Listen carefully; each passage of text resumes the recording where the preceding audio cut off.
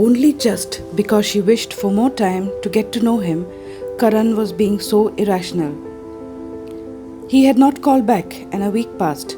Shalini felt jilted, a new experience to her. She was easygoing and friendly, though not intimate with anyone in particular. She was not aloof in general either. At night, time for introspection, and she went over all the details of their wee time together. Was it all in her head alone? Had she been too naive and trusting to analyze his well-chosen answers? Were they the kind of answers men rehearsed, hoping to please the listener, but not honest in the least? Was the time they spent together a well-rehearsed charade?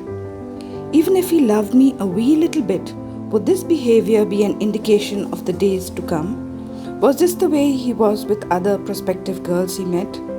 Oh, this was not easy. It was so painful. Maybe she was in love with the idea of being in love with him rather than in him being even remotely interested in her. Was all and everything he said just an imaginary experience that she in her naivety had mistaken for love? Was this what was called infatuation? A word she thought she knew the meaning of. Now its connotations were too hurtful. She didn't want to deal with the fact that it just might really be infatuation. Shalini cried herself to sleep in a teary pillow. Dreams are the phantom grounds for might have beens, maybes, and the questions are endless. Why do people break hearts? Why did he have to pretend when she was being honest all the time? Was it foolhardiness to be honest? And then came the answer. You are too good for him. Good you found out now before getting married. What else may he have been hiding? Would he have done the same thing after getting married? Going out late nights and keeping the phone on divert or some other settings to avoid being honest about his whereabouts? Maybe there were other women. Maybe he was laughing about her with his friends, or worse still, with his other female friends. The considerations became a nightmare of no escape. She sobbed bitterly, and her big young heart broke in the stillness of the night. But in the brokenness came a new strength. I choose to not choose him. There, she felt better already.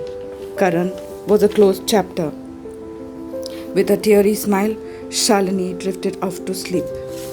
That night, as it had been for the past week, the doorknob to her bedroom turned and revealed both mother and father in dressing gowns, eyes awash with tears, looking at their baby, all grown up, but still their baby. Their tiny toddler was taking her first steps to adulthood and heartbreak.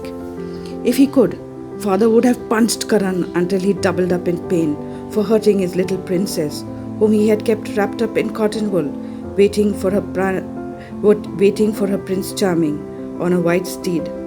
Mother cradled the sleeping head of her child, wondering, why did they have to face the cruelty of the world? Why did they have to grow up when all the time they were taught to love and be good? Is there ever an easy way to discover the love of your life? Is there such a thing as perfect love? For either a boy or a girl, this is something very difficult. Looking at the man of her life before her, struggling with his emotions towards the man who had caused his baby such pain, Mother discovered the answer to her myriad questions storming her soul, that life is a struggle we must face. We must face it. The love of life has to face struggles, overcome them, and prove itself with time. Just as the two of them, now silvered at the temples, were discovering their own road was not strewn with roses. Love makes stumbling blocks steps.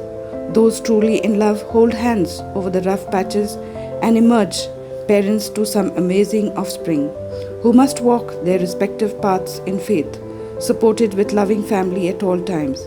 They together covered their sleeping child and left the room, confident that their child was ready to face the world again. Please subscribe and view my other videos. Also, please let me know how you like the story, share and stay safe.